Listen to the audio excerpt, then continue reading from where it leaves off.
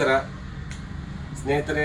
ಇವತ್ತು ತಮ್ಮ ಜೊತೆ ಒಂದು ವಿಚಾರ ಹಂಚಿಕೊಳ್ಳುವಂಥ ಮನಸ್ಸಾಗಿದ್ದು, ಆ್ಯಕ್ಚುಲಿ ಒಂದು ಬಿಸ್ನೆಸ್ ಟೂರ್ಗೋಸ್ಕರ ರಾಜ್ಯದ ಮತ್ತು ದೇಶದ ವಿವಿಧ ಭಾಗಗಳು ತಿರುಗಾಡ್ತಾ ಕೆಲವೊಂದು ಕಡೆ ಮನಸ್ಸಿಗೆ ಬೇಸರ ಉಂಟು ಮಾಡುವಂಥ ಕೆಲವೊಂದು ವರ್ತನೆಗಳು ಘಟನೆಗಳನ್ನು ನಾನು ಗಮನಿಸಿದಾಗ ತಾಯಿ ತಂದೆ ಬಗ್ಗೆ ಇರ್ಬೋದು, ಗುರುಗಳ ಬಗ್ಗೆ ಇರ್ಬೋದು, ಇವತ್ತು ಗುರುಗಳ ಬಗ್ಗೆ ಅಸಡ್ಡೆ ಭಾವನೆ ಇರ್ಬೋದು, ತಾಯಿ ತಂದೆಗಳ ಬಗ್ಗೆ ಒಂದು ಗೌರವಯುತ ನಡವಳಿಕೆಗಳನ್ನು ನಾವು ಕಡಿಮೆ ಪ್ರಮಾಣದಲ್ಲಿ ನೋಡುವ ಸಿಗ್ತಾ ಇದೆ ಇವತ್ತಿನ ದಿವಸದಲ್ಲಿ. ಈ ವಿಚಾರವಾಗಿ ನಾನು ಭಾಳ ಕಡೆ ನೋಡಿದಾಗ, ವೈಯಕ್ತಿಕವಾಗಿ ಕೂತಾಗ ಚರ್ಚಿಸುವಾಗ ಈ ವಿಚಾರವನ್ನು ನಾನು ಸಾಕಷ್ಟು ಜನರ ಜೊತೆ ಹಂಚ್ಕೊಂಡಿರ್ತೀನಿ. ಆದರೆ ಎಲ್ಲೋ ಒಂದು ಕಡೆ ಅನಿಸ್ತೈತಿ ಈ ವಿಚಾರ ಬಹಳಷ್ಟು ಜನಕ್ಕೆ ತಲುಪಬೇಕು ಏನು ಅಂಥೇಳಿ. ತಾಯಿ ತಂದೆ ಇಲ್ಲ ಈ ಜಗತ್ತಿನೊಳಗೆ ನಾವು ಶೂನ್ಯ ಅಂತೇಳಿ ನಾನು ಭಾವಿಸ್ತೀನಿ. ಭಾಳಷ್ಟು ಜನ ಒಂದು 4 ಅಕ್ಷರ ಕಲಿತು ಒಂದು ಒಳ್ಳೆ ಡಿಗ್ರಿ ತೊಗೊಂಡು ಒಂದು ಜಾಬ್ ಮಾಡಕತ್ತಿದ್ರೆ ಈ ಜಗತ್ತಿನಾಗ ಅತಿ ಶ್ರೇಷ್ಠ ವ್ಯಕ್ತಿ ನಾನೇ ಅನ್ನುವಂಥ ಭಾವನೆಗೆ ಬರ್ತಾರೆ.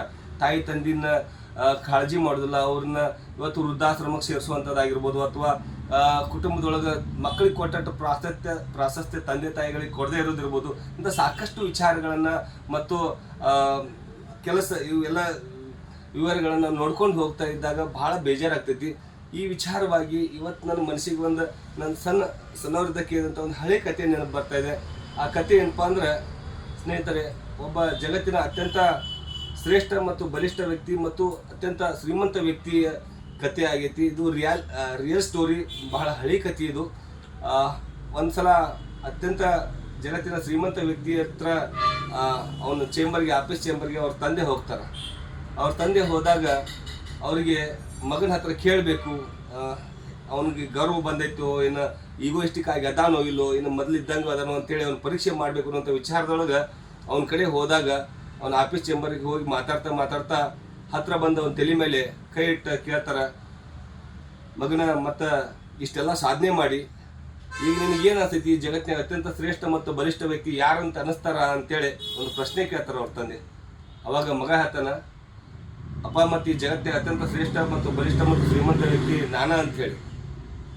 ಅಪ್ಪಗೆ ಭಾಳ ಬೇಜಾರಾಗ್ತೈತಿ, ನನ್ನ ಮಗಗೆ ಬರಬಾರ್ದಾದಂಥ ಈಗೋ ಬಂದುಬಿಟ್ಟೈತಿ ಅಂಥೇಳಿ ಮನಸ್ಸಿಗೆ ನೋವು ಮಾಡ್ಕೋತಾರೆ. ಅವ್ರು ಅನ್ಕೊಂಡಿರ್ತಾರೆ ಎಲ್ಲೋ ಒಂದು ಕಡೆ, ನನ್ನ ಮಗ ನಾನು ಅವನಿಗೆ ಕೊಟ್ಟಂಥ ಸಂಸ್ಕಾರ, ಒಂದು ಸಾಂಪ್ರದಾಯಗಳ ವಿಚಾರಗಳ ಬಗ್ಗೆ ಮತ್ತು ಒಳ್ಳೆಯ ನಡತೆಯ ಬಗ್ಗೆ ಕೊಟ್ಟಂಥ ಸದ್ಗುಣಗಳ ಬಗ್ಗೆ ಕೊಟ್ಟಂಥ ವಿಚಾರಗಳನ್ನು ನನ್ನ ಮಗ ಎಲ್ಲೋ ಮರ್ತು ಬಿಟ್ಟ ಅಂಥೇಳಿ ಬೇಜಾರಾಗ್ತೈತಿ.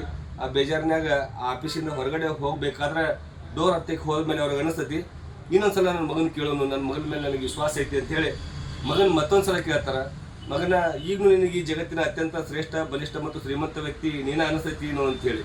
ಅವಾಗ ಮಗ ಹೇಳ್ತಾನೆ, ಇಲ್ಲಪ್ಪ, ಈಗ ನನಗೆ ಈ ಜಗತ್ತಿನ ಅತ್ಯಂತ ಶ್ರೇಷ್ಠ ಮತ್ತು ಬಲಿಷ್ಠ ಮತ್ತು ಶ್ರೀಮಂತ ವ್ಯಕ್ತಿ ನೀ ಅಂಥೇಳಿ ಅವ್ರ ತಂದೆಗೆ ಹೇಳ್ತಾನೆ.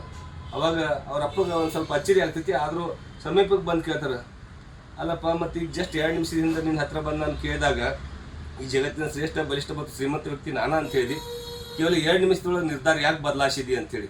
ಅವಾಗ ಮಗ ಹೇಳ್ತಾನೆ, ಅಪ್ಪ, ನೀವು ನನ್ನ ಹತ್ರ ಬಂದು ನನ್ನ ತಲೆ ಮೇಲೆ ಕೈ ಇಟ್ಟು ಕೇಳಿದಾಗ ಈ ಜಗತ್ತಿನ ಶ್ರೇಷ್ಠ ಬಲಿಷ್ಠ ಮತ್ತು ಶ್ರೀಮಂತ ವ್ಯಕ್ತಿ ಯಾರು ಅಂತೇಳಿ, ಅವಾಗ ನಾನ ಅಂಥೇಳಿ. ಯಾಕಂದ್ರೆ ಅವಾಗ ನನ್ನ ತಲೆ ಮೇಲೆ ನಿಮ್ಮ ಕೈ ಇತ್ತು, ಈ ಜಗತ್ತನ್ನು ಗೆಲ್ಲಕ್ಕ ಬೇಕಾದಂಥ ಸದ್ಗುಣಗಳು ಮತ್ತು ಸದ್ವಿಚಾರಗಳ ನನ್ನ ತಂದೆ ಕೈ ನನ್ನ ತಲೆ ಮೇಲೆ ಐತೆ ಅನ್ನುವಂಥ ವಿಚಾರವಾಗಿ ನಾನು ಆ ಮಾತು ಹೇಳಿದ್ದೆ.